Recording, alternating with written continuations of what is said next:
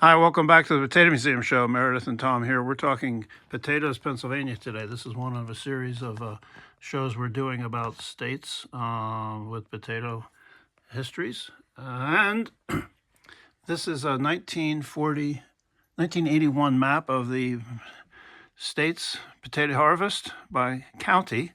And you can see here is up here in Pennsylvania, they were growing a lot of potatoes then. And there's Potter County right there in the middle in the upper part, right on. And Potter County used to grow a lot of potatoes, not so much anymore, but it was famous for Potato City Motor Inn, Potter County, Pennsylvania. We have lots of memorabilia about this place, and we're going to be talking about its origin. Look, so we've got this. It was a place that was originally for the potato industry research and a center for meetings and all that. Here it is. You can see it marked right there. Potato City. This is now, it was popular for years as a place where people could come and hunt and stay and hunt and fish and outdoor stuff, snowboarding. They would try to keep this place alive after it was passed on from the potato industry to private hands, and they did all sorts of promotion stuff for it. And here you can see we've got all this the memorabilia artifacts, including, look, this patch. Here's a postcard of what it looked like. Not that great. Here it is. You can see it there along Highway 6.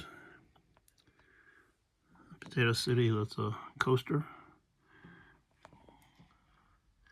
And here's, look, their menu, snacks and sandwiches. Now, what did you find out about Kummel Wick roll? Well, apparently it was invented, as it were, by a baker in Buffalo, New York, and it had different seeds and different flavorings from other similar rolls, and was always used with beef to make a beef sandwich or a beef wick. Ah, okay. So I'm gonna hand this to you. Wait a minute, I was just... Okay, maybe I'm just no. Okay. Let's see. So Potato City was founded in 1949 through the combined efforts of the Pennsylvania potato growers, and principally Dr. E.L. Nixon, former President Nixon's uncle. And he's often given credit for the beginnings of Potato City. It was originally built as a monument to the Pennsylvania potato industry, truly a symbol of enthusiasm, and he did a lot of breeding. We'll get to him in a minute. It says, traveling only a few miles north from the inn, you can come to one of the most beautiful potato fields in Pennsylvania, maybe purchase some of them. I'm going to show you the menu here. They had the place was the Spud Room. That was their restaurant. Everything came with a potato, dinner rolls. Look at that famous Potato City fish fry, and all of that. Oh yeah, and their Potato City chowder. Okay, so. But don't try to find it. Oh, well, we're going to get to that. We're going to get to that. Don't give it away. Look at that sweatshirt that we got. All right, so I'm going to take my seat. I'm going to do a little slideshow here for you. Okay. So there he is. This is the only picture I could get of Ernest Nixon, uncle of President Richard Nixon. And he founded the Cooperative Potato Growers, and he was a really leading figure in potato research. Here's his obituary. Nixon went to his funeral. This was in '69. He was a professor of plant pathology. He was a member of the 400 Bushel Club to increase acreage, and you can read more about this. So I want to show you the book that he wrote, The Principles of Potato Production, E.L. Nixon. I'm going to hand you the camera, Meredith. Oh, I thought I was going to read. Well, can I just hand that to you without... you are going to read. I just wanted to... So he wrote this book for just everyday farmers to get people to grow more potatoes. Who's the guy on the left? That was his mentor. He was also a famous, at the time, potato... What's his name? Terry. He was from Ohio. T.R. Terry, he was another potato promoter. And he recognizes him. Did it ever occur to you that it is fun to raise potatoes? Why, my friend, it seems to me there are few enjoyments in the world like seeing potatoes do their level best. And when you have got so well acquainted with the nature of the vegetable, so it is all about your thumb, as it were. What a thrill of pleasure it gives one to be able to make them do their best and do it every time. So this was the purpose of his book. He said the boy who can raise a good crop of potatoes and do it every time is entitled to honor and respect. He is a useful member of society. And I'm going to move over Unless here. he's a girl, which means, you know. And he says here, he talks about, and he was actually very correct. It says, before the introduction of the potato, every 6 years there was a famine in Europe.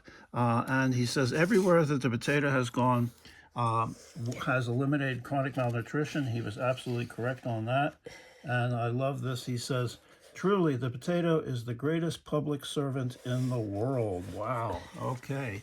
So here's this, and this is the information we were just sharing with you. Look, there's the logo for the Pennsylvania Cooperative. They don't grow that many potatoes anymore. Does that exist? Yes, it still does. They're still promoting it and increasing production of potatoes in Pennsylvania. Can you now start the slideshow? So here's what it looked like some years ago. And you see the Potato City. Once it was passed on to private hands, they really made an effort to attract tourists. Come on, let's go. Yeah, but next. look at the, okay.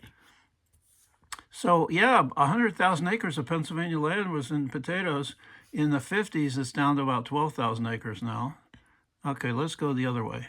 Yeah, that's it. Good, keep going. So they had this market and trade fair, and it was open to the public and this is some of the things that they were showing at the state fair, actually, state agricultural fair. And, National Potato Month. Yeah, and look at this, all the varieties. They're the ones that started National Potato Month.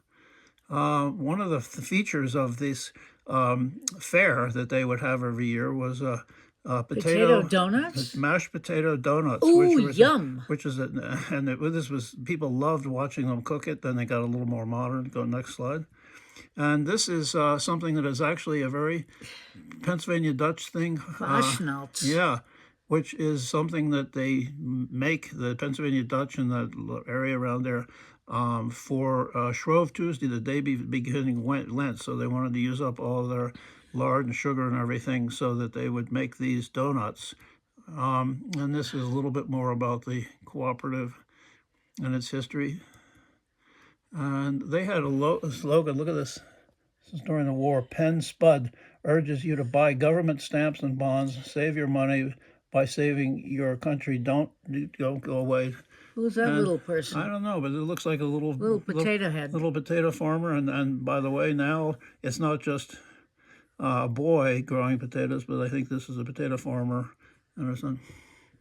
So this is Potato City now is just a memory. In 2019, it was abandoned, sold, and they took it down in 2018 and built a police station of some state sort. Police station. Oy. So this is more about the history of it. You can see all of this when you pause this show. Let's go next one. And yeah, here they are tearing it down. Great. So this is could you? You want more of that? Okay. So I want to end on a little positive. So this is a community up. Where is it? Historic downtown something. I can't read it. Evansburg. So this is a really important potato festival. So they're keeping things going about potatoes in Pennsylvania. And this is an interesting story. So they were trying to get people to come to downtown Evansburg, and they thought about, well, maybe we should do strawberries. Maybe we could do a walnut festival. But then they kept coming back to the potato and thinking, no, let's do the potatoes. That's not that they were necessarily a potato growing area then or now, but they just thought everybody likes potatoes. We're going to go with it. And they just look to see here. Okay, let's do. Yeah, no, Tom, why do you like this map so much? Tom, why do you like this map so much? So this map She shows said. this map shows the potato production according to size. So you can see Maine Where? When?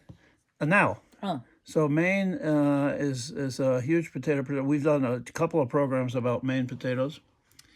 We've done several on Idaho. Look, if you were showing the United States according to the size of their production, Idaho would be like huge. And notice that Washington State would be practically the size of Alaska, and Minnesota and North Dakota, huge potato producers. We did a show on Wisconsin. Look at how big that is compared to the rest of the states. And Pennsylvania, you can hardly see it, just a little tiny But how thing big there. is China compared to this? Well, we're not. I don't have a map like that. Okay. But China is the world's largest producer, so Or that's was why it I liked India? it. I want to just mention one more thing. Can you hold this? Can you take the camera? There you go. Good.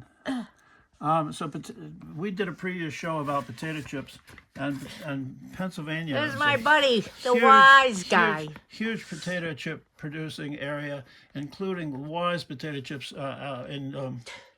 and this was started by Earl Wise. He was running a grocery store, and he wanted to.